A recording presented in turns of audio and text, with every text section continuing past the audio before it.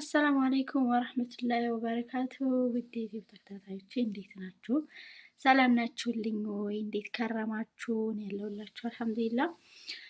ላይክ ሰብስክራይብ እያደረጋችሁ ቪዲዮውን ጀምሩት። ዛሬ ደግሞ ይዤላችሁ የመጣሁት የዳማከሴ ጥቅሞችን ነው። ዳማከሴ እንግዲህ በሀገራችን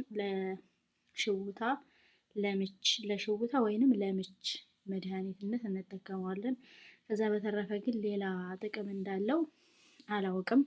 እስኪ አብረን እንይ። በጣም ብዙ ጥቅሞች አሉት የማናውቃቸው ማለት ነው።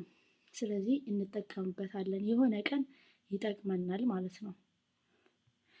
እና ወደ ጥቅሙ እንግባ። ይቅርታ፣ ስለ ዳማከሴ ይህን ስንቶቻችን እናውቃለን? በሀገራችን ወደ 85,000 የሚጠጉ እጽዋት ለሕክምና አገልግሎት ይውላሉ። ከነዚህ ውስጥ ደግሞ ዳማከሴ አንዱ ነው። ዳማከሴ አገር በቀል ተክል ሲሆን በሳይንሳዊ ስሙ ኦሲመም ላሚፎለም እየተባለ ይጠራል። ተክሉ ሁለገብ የሆነ የመድኃኒት ባህሪ አለው። በሀገራችን አብዛኛው ቦታዎች የምች መድኃኒት በመባል ይታወቃል። ለምች ነው እኛ የምንጠቀመው። በባህላዊ ሕክምና ከተክሉ የሚገኝ ጭማቂ ለተለያዩ የአይን በሽታ፣ ለራስ ምታት፣ በተለይ ትኩሳት ሲያጋጥም በባህላዊ አጠራር ምች የተባለ ለሚጠራ ህመም ማስታገሻነት ይውላል። እኛ ለዚህ ጥቅም ብቻ ነው የምናውለው። ብዙ ጊዜ የሁላችን እናውቃለን።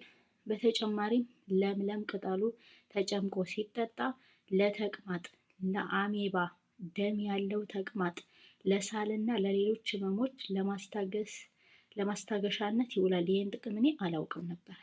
ስለዚህ እናንተንም ይጠቅማችኋል፣ አዳምጡ። በጣም ብዙ ጥቅም አለው።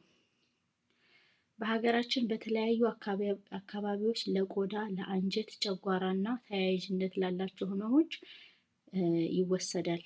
ለአንጀት እና ለጨጓራ ህመም መፍትሄ እንደሆነ እኔ አላውቅም ነበረ። የጸረ ወባ ገቢርነት እንዳለውም ይታወቃል። ወባም እንዳይይዛችሁ ይረዳል ማለት ነው። ቅጠሉም በማጨስ የወባ ትንኞችን ከአካባቢ እንዲርቁ ማድረግ ይቻላል። የሚገርም ጥቅም ነው። ቅጠሉን በማጨስ ማለት ነው። ልክ እንደ ብኹር አጭሰን አካባቢ ላይ ያሉ የወባ ትንኞችን ለመከላከል ይረዳል። ይሄ ሌላው ጥቅም ነው። ማሻላ። በተጨማሪም ጸረ ፈንገስ፣ ጸረ ነፍሳት ባህሪ አለው። እንዲሁም ትኩሳትን ያበርዳል። ትኩሳት ያበርዳል። ይሄኛውን ግን እኔ አላውቅም ነበር። ዳማከሴ በኢትዮጵያ የሚበቅል እጽ ሲሆን ለእቃ ማጠኛ አገልግሎት ይውላል። ይህንንም አላውቅም። እኔ እቃ በዳማከሴ አናጥንም፣ በወይራ ነው የምናጥነው። ለእቃ ማጠኛ ሳይሆን ማጠቢያ ግን ከሴን እንጠቀማለን። በሀገራችን አይታችሁ ከሆነ ከሴ፣ ዳማከሴ እና ከሴ ይለያያል። በነገራችን ላይ ከሴ ራሱን የቻለ ሌላ እጽዋት ነው። እሱም ቅጠሉ ሸካራ እና ሽታው በጣም ነው የምወደው። ለቃባ በተለይ የወተት እቃዎችን በደንብ እናጥብበታለን። ጋን፣ የተለያየ ነገር እናጥብበታለን። ቆሻሻን ያስወግዳል። ወተት አሁን በባህሪው ዘይት ነገር አለው እና እሱን በደንብ ነው የሚያጸዳው። ቅል ለማጠቢያ ከሴ ሽታው ራሱ በጣም ነው የሚጣፍጠው። በዛ በከሴ ሳይታጠብ ወተት አይገፋም እና ከሴ ማጠቢያ ነው። ዳማከሴ ደግሞ ለማጠኛነት ያገለግላል እየተባለ ነው። ተጠቀሙት ማለት ነው።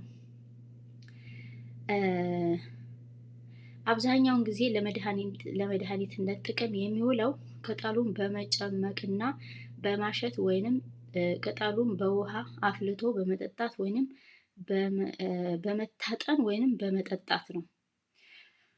ለጉንፋን፣ ለራስ ምታት ጥቅም ላይ ይውላል። የቅጠሉ ጭማቂ በውሃ ወይንም በቡና ጋር ለትኩሳት በስፋት ጥቅም ላይ ይውላል። የአንጎል ጥቃት፣ ስትሮክ፣ የጀርባ አጥንት መጨፍለቅ፣ የጅማት መጨማደድን ለማከም ከፍተኛ ጥቅም አለው። የሚገርም ነው። ሳነብ ካሜራዬን እያበላሸሁት ነው። እንዲሁም በጥቅሉ ከነርቭ እና ከጡንቻ ጋር የተያያዙ ችግሮችን ለማከም ማለትም የጡንቻ መዛል፣ ከቀዶ ሕክምና በኋላ የሚደረጉ የአካል እንቅስቃሴዎችን፣ ከስፖርት ጋር የተያያዙ ጉዳዮችን፣ ከእጅና እግር መቁረጥና ከአጥንት መሰንጠቅ ጋር ያሉ ችግሮችን በቀላሉ ለማከም አገልግሎት ላይ ይውላል። በጣም የሚገርም ነው። የቅጠሉ ወይንም የልጡ አካል በቁስል ላይ በመለጠፍ ቁስሎችን በቀላል ለማዳን አገልግሎት ላይ ይውላል። የሚገርም ነው። አሁን እኔ የቅጠሉ ወይንም የግንዱን ልጣጩን ቁስል እንደሚያድን እኔ አላውቅም ነበረ እና በጣም ብዙ ጥቅሞች አሉት። ስንጠቀም መጠኑን መመጠን ያስፈልጋል። ይህ ሌላኛው አንዱ ነገር ነው። ምክንያቱም ስንጠቀም መጠን ማወቅ አለብን። ብዙዎቻችን እንደዚህ ደማከሴ ዝም ብሎ መቀባቱ እሺ ላይጎዳን ይችላል ቢበዛም ቢያንስም፣ ነገር ግን ለመጠጣት እንዲሁም ለመታጠን ወይም ደግሞ ቁስላችን ላይ ምን ያህል እንደምናደርግ መጠኑን ማወቅ ያስፈልጋል። መቼም በአካባቢያችን በጣም ብዙ ትልልቅ ሰዎች አሉ ስለ ደማከሴ ስለተለያየ ቅጠላ ቅጠል ምን ያህል መጠን እንደምንጠቀም ስለሚነግሩን በፈለግን ሰዓት እነሱን መጠየቅ ይኖርብናል። ሳናበዛም ሳናሳንስም ማለት ነው። ካበዛ ነው ጉዳት ሊያመጣብን ስለሚችል በተለይ ደግሞ አንዳንዴ እኮ ምች መቶን ራሱ እንቀባውና ወደ ውጭ አትውጡ ይባላል። ራሱ ደማከሴው ምች ያስመታል ይላሉ እና ተቀብቶ ራሱ ወደ ውጭ መውጣት አስፈላጊ አይደለም። ቤት ውስጥ መሆን ከዛ ከታጠባችሁ በኋላ ነው የምትወጡት። እኔ ሲሉ ሰምቻለሁኝ ደማከሴ በራሱ ምች እንደሚያስመታ ሽታው ማለት ነው። ከታመማችሁ ተቀብታችሁ ትተውትና ልክ ከታጠባችሁ በኋላ መልሳችሁ መውጣት ትችላላችሁ። እንደዛ ብታደርጉ ጥሩ ነው፣ ሌላ በሽታ እንዳያመጣባችሁ እና ደማከሴና ጥቅሞቹ ይሄንን ይመስላሉ። ሌላም ብዙ ጥቅሞች ሊኖሩት ይችላሉ። የምታውቁትን ነገር ይዛችሁልን ብቅ በሉ ወይንም ደግሞ በጽሁፍ አስቀምጡልን እና በጽሁፍ ያያችኋቸውን ነገሮች ለቤተሰቦቼ እንደዚህ ላካፍላችሁ ብዬ ነው። ከወደዳችሁት ደግሞ ላይክ፣ ባትወዱትም ላይክ አድርጉልኝ። እንዴ እናንተ ደግሞ ምን ሆናችሁ ነው? ሰብስክራይብም አድርጉኝ፣ አበረታቱኝ። አዲስ ነኝ እንዴ። እኔ መቼ ነው ግን ሰብስክራይብ የሚሞላው? እኔ ግራ እየገባኝ ነው።